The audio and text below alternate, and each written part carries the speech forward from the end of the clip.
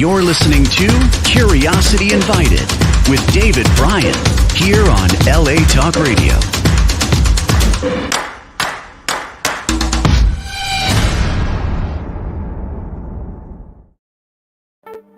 Hello, my name is David Bryan, and this is Curiosity Invited, a podcast inspired by endless curiosity.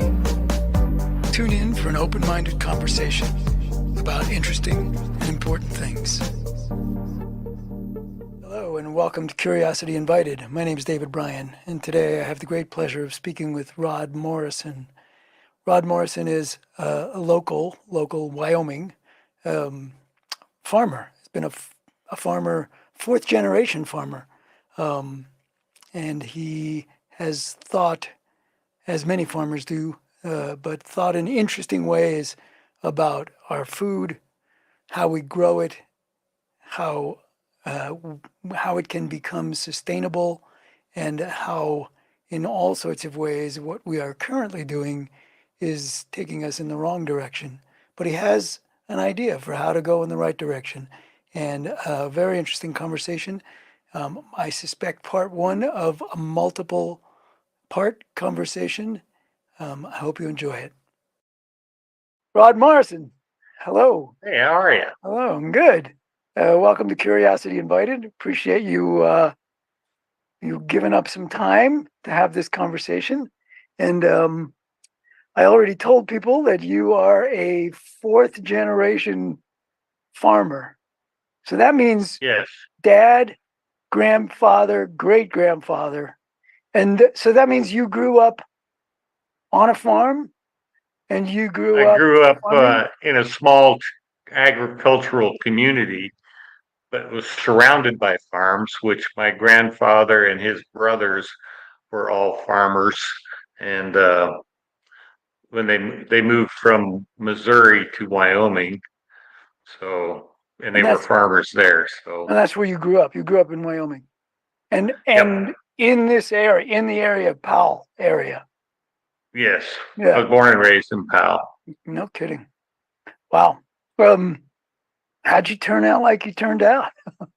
That's a really good question. Yeah, Other than I spent a lot of time in the wilderness around here, yeah, so most of my opinions about how I see the world was formed from those times spent back near Yellowstone Park. Mm.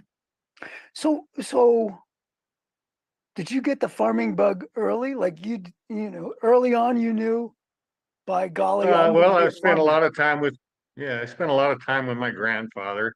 He was a farmer about 3 miles out of town, and I spent a lot of time with him and his friends, and sitting on his tractor, riding up and down the field, and just being a big part of everything that happened on the farm. And then whenever we got together as a family, with the great uncles and great aunts, and it was always done on the farm. So we uh, we had chores to do before we had a celebration. So it Yeah, was always a big part of my life. yeah. And then you went off to college, or did you ever do that? No, typically in Wyoming, you farm in the summer and then you work the oil patch in the fall and the winter. And so that's kind of the the economic game here in Wyoming. You farming it, and then when it gets cold, you jump on a drilling rig. And somehow I remember that maybe I got this wrong, that you were adept not just at farming but at a bunch of other things, business and the political scene and where did that come from? Or did that come from farming? It comes from farming. It comes from the fact that you have to participate, you have to get involved. Either that or you get run over. And it's always been a part of what I've done. I was also in high school. I was a member of FFA, Future Farmers of America. Had an ag teacher that taught six generation, or probably five generations of ag students in the Bighorn Basin in Powell. So he was very well connected in the whole state of Wyoming. And so I got to watch him and how he was effective around people, and no matter where he went, people knew who he was. And it was, it didn't matter if he was a senator or a representative of the state, they knew who Faye Thompson was. Hmm. And he always had their ear, and he always made a point of letting us boys know that this is how the system works, and you need to be part of it. And ag classes or ag study in high school, uh, what was it a study of? It was every aspect of agriculture from the standpoint of marketing.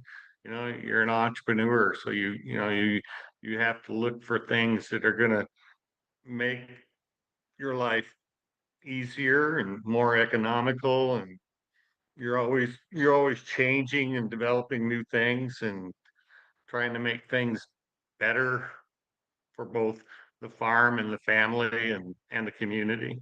Mhm. Okay, so fast forward. At some point, and wait, let me back up again first. So your family farmed mostly crops, and what? Correct. Yeah, pretty much in the olden days.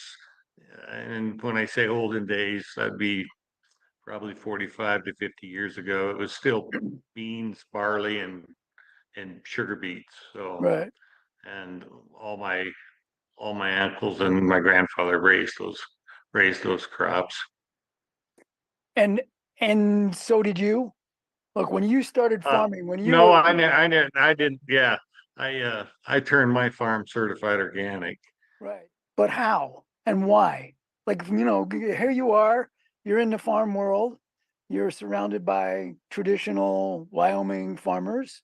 They do it their way, and then it's your turn, and you decide early on, I want to go organic. Yeah, there's some holes in the back of that story that probably need a little filled in. I went back to college at age 30, got my degree in business, and took that all over the world, mostly in construction. But I got to experience 8 years of working with DOE, Department of Energy, and then I spent 2.5 years overseas working on a geothermal power project. And through all those changes and places that I experienced, life became very apparent to me that we needed to slow down Hmm. and maybe hold the clock, or turn the clock backwards, so to speak, from the standpoint of how we live our lives and certainly how we grow food. Uh, and that's the reason when I came back to Wyoming, uh, I wanted to get involved in agriculture. Okay, so I guess I want to dig in there. So then you wanted to get involved in agriculture, but you wanted to do it organically. Why? I What was the spent what some. was it market? Was it entrepreneur? Like, ooh, there's a niche here that's not been filled, or what was it? It was all those things you said. From a business perspective, the idea of being able to step into the market of food, gives you a huge opportunity because we all eat. And so, Do indeed. so market size was not an issue. It's a fairly large segment of the human population that eats. But the thing that really got me interested in it was being able.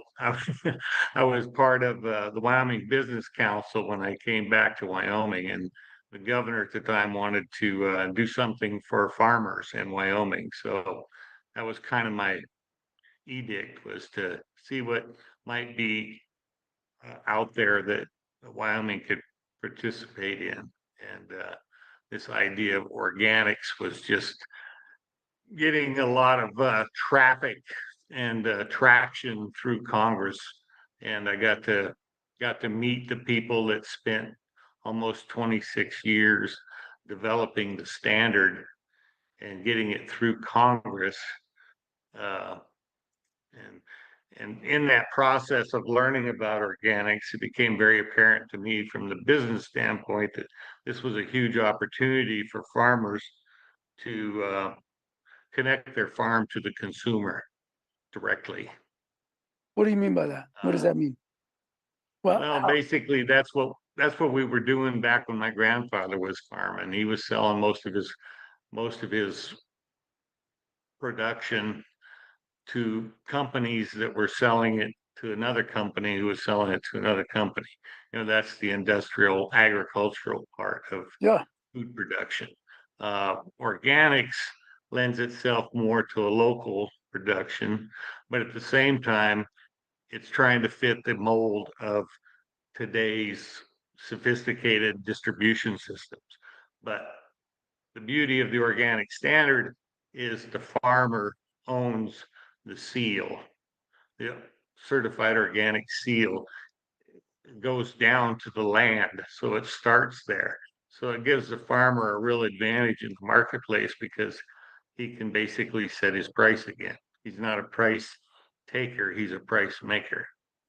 So you said it took 26 years roughly for that designation to be a legally recognized designation. Yeah, That's in fact, it's the only food label that has legal standing. All other food labels are just marketing. Organics has a standard, has a, an inspection that has to be done. You have a certifier, and they make sure that you're in line with what the organic standard is all about. And you do that once a year to obtain the seal that you can then put on the product that you're going to take to the marketplace. My farm can be tested at any time. My certifier can come in, or whoever, and inspectors can pull samples and check everything. And yeah, every year I'm inspected. Every year I recertify. So it's a process that works. It's all private. The government has nothing to do with it. The uh, the government wrote the standard, wrote the rules, and passed the law and made it part of the Federal Register, which means it's a statute. You can go to prison for using the word organic when you're not. So it has a lot of pull, a lot of power in the marketplace. but the And it, certification is tested by, sort of managed by, a private organization that the government has, blessed to be the watchdog. Correct. And there's several of these private agencies, certifiers out there. So Yeah. from a standpoint of a marketer or packager, processor, farmer, there's quite a selection of certifiers. And apologize for asking questions that may be really basic, No, but no. but so okay, so what what sorts of things do they test for? Right? I mean, is it chemicals in the soil? Is it water? I mean, what is it? How does one, what are the hoops? What are the hurdles you have to jump over and the hoops you have to jump through in order to get that certification? And I don't mean you have to give me Ne- all of them, but No, it's not. It's fairly simple, really. If your farm is being farmed conventionally, by that I mean you were using herbicides, pesticides, and petroleum-based fertilizers, then you have to be able to farm the property for 3 years organically. So basically, you pull it out of the industrial ag form of production and move it into an organic production plan. And then after 3 years, you become certified organic. assuming you've whatever, assuming Yeah, those it's one of the petroleum really products don't show up and it, one of the things that I discussed with the people that wrote the standard. I really said, man, that is a huge barrier of entry for some conventional farmer to shut down his production and farm organically for 3 years, I mean, you're just not going to be able to walk in the bank and explain to your banker that you need, more time to Why you get this can't make your thing turned payments for around. 3 years? Yeah. So it, at the same time, it was a huge negative. It was a huge positive for me because I was like, whoa, okay, I think I can swing this, Uh-huh. from my standpoint. Yeah. Yeah. And okay, so it gives it a marketing advantage, but it's hard to it's it's it's the opposite of prison, right? Like, prison's easy to get in, hard to get out.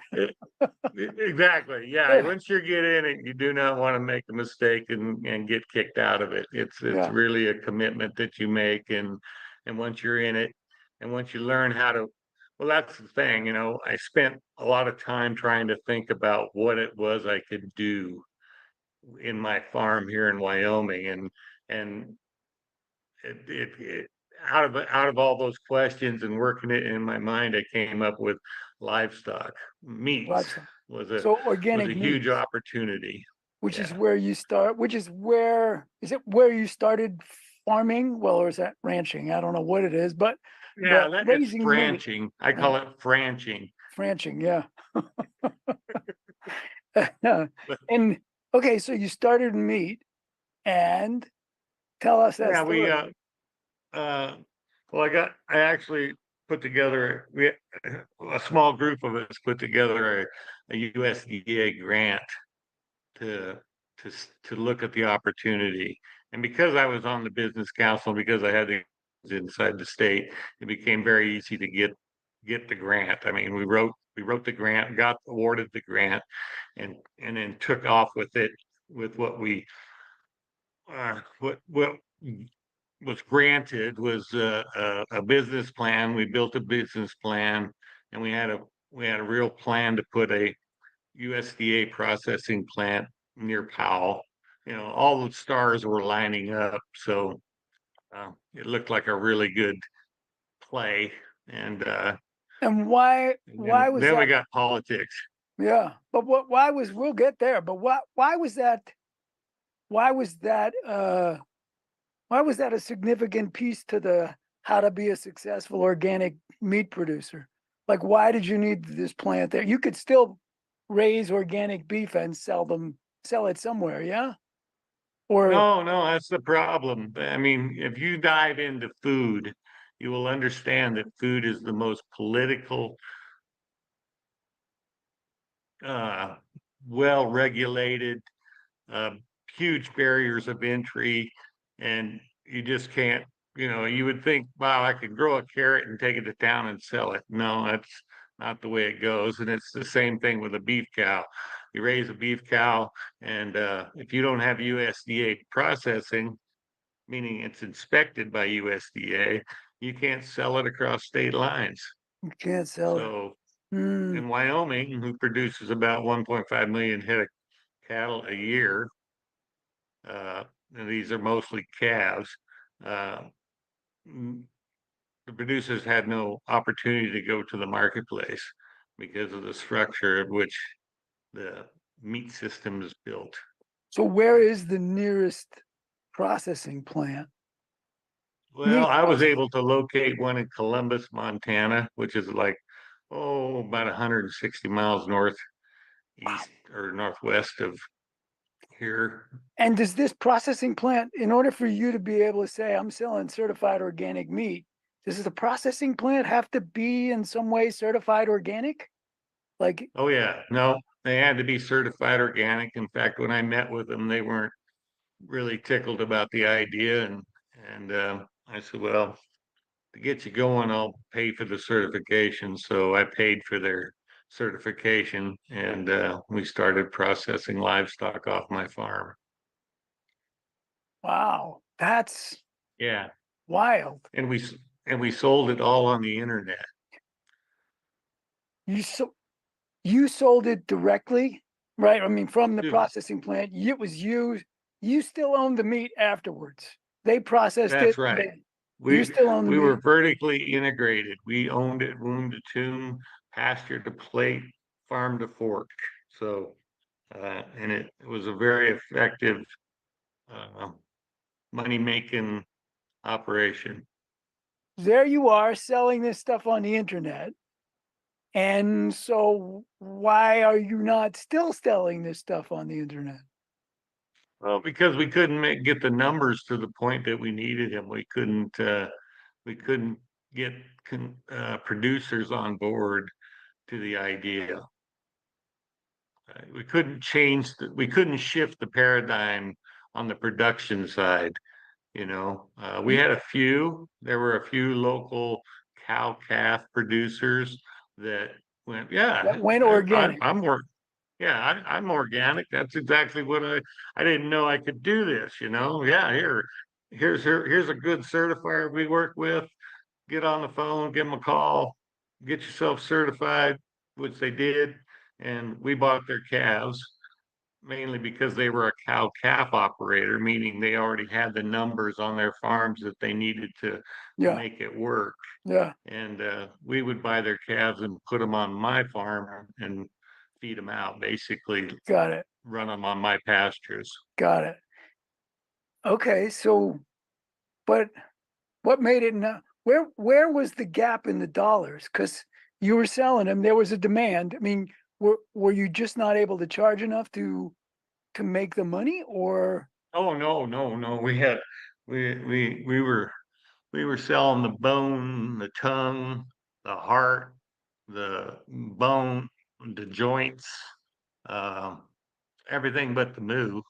So, and we were getting substantial amount of money for those off-fall products that are typically given to the major processors in America. I mean, basically the off-fall on a cow pays the processing bill for the major processors. So the meat's free. yeah? And okay, so why didn't you? I don't get. I still don't get where the gap is. Well, we couldn't. We were making money and we were doing okay, but it was more of a business problem because we'd spend time with marketing, time and money doing social media and working the internet, and we'd sell out, and then we're sitting You there, and you you couldn't know, produce enough. couldn't, Wow. the demand outstripped the supply, and no matter what we did with price, they paid it. Yeah, It was they kept wanting it, and there probably were producers around the country that could. No, there were not. none. No, it was us. We were the only ones. Really? Yeah, I had a phone call from Amazon. We actually met them in Chicago when they were doing the Amazon Fresh before they bought Whole Foods. Yeah. Yeah, and we were the only And they said, we want your organic meat. We want to. oh, we want it all. So we just like, okay, well, let's see what we can do. And we used that to help our search engines, go through our roof on our website. And there's advantages and disadvantages, but literally they wanted to own us. But Right. once they figured out what it was going to take to own us, they decided that they didn't want to be ranchers. So that's amazing. So wait, is there no source for organic meat now? If somebody wants organic meat, I what do think they you'd do? really play. There's some. I mean, when I was in Chicago at the FMI, when I first started this whole FMI. process, Say what yeah, FMI is. Food Marketing Institute. Got it. It's a huge food trade show Trade show. that Yeah. was happening in Chicago every year, and the fancy food show was part of it. I mean, it was 2 floors of 64 acres showrooms that were just full of food. I was the only organic there with my 10 head of cows. And after 5 years of being there, well, no, I guess it was like the third year in a row that I went to the FMI. I had the vice president of marketing of Campbell Soups, had the meat buyer from Walmart come to my table, and I had the pork CEO for Tyson come to my table because And they wanted they everything. wanted more and more and more. Well, they were hearing from the consumer, I want organic, organic, organic. And they was like, what? Where's this at? So we were there That for was three you. years, but they never came down to our level. We were in the basement and everything else was above us. So Yeah. it wasn't until the third year that we started seeing They corporate finally food wandered down. Yeah. while they Okay. wandered So, down. so, so today, if somebody says, I want to go organic but I'm not giving up meat, and they can't really do it, or they can. They can go to the local farmer. No, they can't. Well, I guess if they're certified organic, Yeah, you how about saying a consumer or the producer? I guess I missed your question. take your When you pick. Like if a customer, if somebody who would shop at Whole Foods wants organic meats, where do they go? Does Whole Foods have uh organic meat now or no? some, Some. but not enough, not Wow, enough to service what's out there demand wise. I amazing. mean, eh, I've whenever I'm in Chicago, when I was in Chicago uh, for another event, another reason, I went to Whole Foods in downtown and was looking at the meat market, the meat section there was chicken there, there was organic poultry, no beef. They were selling a grass fed, which from the standpoint of this, there is no standard for grass fed. Right. There's It's one no of there's those. no It's one of rules. those that really doesn't mean anything other than, Exactly. hey, It's yeah. marketing. Well, Yeah, most it's cows eat marketing. grass, so show me a cow that hasn't been Well, fed the grass. problem is corn is a grass. Yeah, So, if you're yeah, feeding silage in a feedlot, that's grass fed. yeah. It's That's really wow. a pasture rule. The pasture rule, and that is owned by certified organic. They're I the only see. ones that, yeah. Got it. Wow, I guess I didn't. The first time we spoke about this, I didn't really get Yeah. that. That's astonishing. Yeah, it's amazing the opportunity. It's just like wow. When I started, I was like, how's this gonna grow? How's this gonna happen? You know, and but the thing is that it can happen. It's just a little bit upside down. So that's why Right. it's kind of weird. I'm surprised that one of the, I'm hopefully we'll get to talk a little bit at least about that, or maybe that's part two.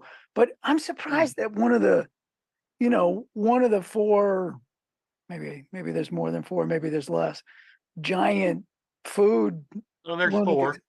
But I'm Yeah, surprised four. that one of them doesn't see the opportunity to say, "Oh yeah, let's do that," and just pour a ton of money and energy into it and go for it. Because if you Well, can, yeah, and that I've thought about that. Okay, how come they're not doing it? How come they are not doing it? Well, it's more complicated as you dive into it. These people just want to continue to own the middle. yeah, They want to be able to buy it at the lowest price and sell it at the highest price. So as long as they're able to do that with what's yeah. being done today, What's the why would incentive? I? Right. Right? Why should I? It's working for me. Why Yeah, should I get in the way of it? And yeah, that's the reason that they don't want anybody to succeed in it is because, and that's part of the politics of Wyoming. It blew my mind. hmm, It amazing. really did. But Yeah. I, but I know, so I know that you moved. You haven't forsaken the organic quest, but you've moved away from meat and toward that thing that I can see in the picture behind you, right? The Yeah. My freeze dryer. the freeze dryer. It says freeze dried Yes. grains or beans or Anything. I can anything. take a meal and freeze dry it, and it can contain meat. We want to do both a vegetarian and a meat-based meal. So, because you got to have both on the farm. You can't have a tomato without some manure. So you got to have all those pieces together on the farm to make it work and to be able to have everything that you need from a human standpoint to move forward. You know, we're great calorie consumers as humans. Yeah. Well, let's see. Maybe we can shift into that piece of the conversation. It's a little bit of a. I mean, I know it's connected. It's certainly connected in your mind, but Oh, it is. but it's a shift conceptually, I think, at least for those unschooled, uh, the calorie conversation. We had an extensive conversation about calories, and could you unwind that a little bit? Really, we had a sort of a far-ranging conversation about a calorie-based economics as Yes, opposed to a yes, dollar-based economics, and why that does or doesn't make sense. So right. And I think the conversation that you and I are having was basically about climate change, and how what are we doing, or what can we do to mitigate what we are doing, not even considering what the impact could be, not even being aware, or not even thinking about what might be the possibilities, like what we're seeing today. yeah, So yeah, and then being in the food business and getting to meet people that are working hard to change how we see food, how we grow food, how we distribute food, it became a big part of their whole storyline. Which when I learned the story, I was like, oh my God, I can't believe what in the hell was I, where was I, where was my brain, because it's pretty common sense, really. what, And so talk about the, that. Give us some of that well, common it sense. just starts with the sun. That's all we have. That's all the energy we get every day is what comes from the sun in the 12 hours that it's shining on this planet of Earth that we all live on. So, it all just starts with that. That's everything that we have. And that's what grew the carbon. That's what created the carbon that we have now in the earth in the form of coal, oil, and natural gas. And that was all, you can just simply think about it as being stored sunshine. It's very stored, very rich in calorie, very rich in energy. And we've had a lot of fun with it in the last Yeah, 85 years. And when you start to look at those numbers of calories that are involved in the production of food, the distribution of food, the marketing of food, uh, the storage of food, the freezers, the heaters, the all the energy that it takes to put it in a bag and or a box and move it send it down the off road. someplace. Yeah, Yeah, yeah. and you take those numbers and you put them together and you go, holy moly, wow, okay. And how many calories am I getting in that box once I get it? They don't equate at all. It's probably I bet somewhere between 5 and 7,000 calories, energy calories, to get one food calorie. One food consumable by a human being to sustain him or herself calorie. Yes. And okay, so I'm asking a question not because I'm disagreeing, but I'm asking the question. So, but I can't eat any of those 7,000 calories. So, why is that a fair comparison? How do I That's think that's about a that? great that's a great question. You're right. You're not really eating those things, but all those things are required to get it to your mouth. Right. All those things, the electricity, the fuel, the gas, the the lights, all that energy is energy that, yes, you cannot consume on its own, but all those energies are used to get that food calorie into your body. And in fact, if you just, it's very simple. If you just every time you went to the store yourself as a human, calculate the energy that opened the door when you walked into the air conditioned building and went into that freezer case and grabbed a couple of TV dinners, and then, and you just start thinking about the amount of energy that went into all that alone, and you'll see that you're already 20 to 1 Hmm. just in your own individual ability to go gather food. You're expending probably somewhere between 20 and 200 calories per food calorie just to perform that activity. And though, okay, so what's the problem with that? So what? Well, all those calories are limited. They're Right. they're a limited resource. They're not something that just comes. Sure, when the sun comes up, we get energy. We can certainly put up solar panels and change some of those things that to bring those numbers in line. But you still can't. When you start using carbon fuels, that's when the exponential comes in, and it just becomes out of whack. And, And petroleum-based products, they're a very resource sensitive, demand sensitive product. And as we're seeing right now with inflation, I mean, inflation's totally driven by energy prices. There's no other reason for it. so if that's how I get my food now, if I want to do something about that, what does the world look like after Rod Morrison has magically changed the world and turned it into a saner world? Well, what does that process look like now? I mean, what does I that think we're process look looking at, like later? but I'd rather just start with my backyard, but I tend to agree with you. It's the bigger picture, you know.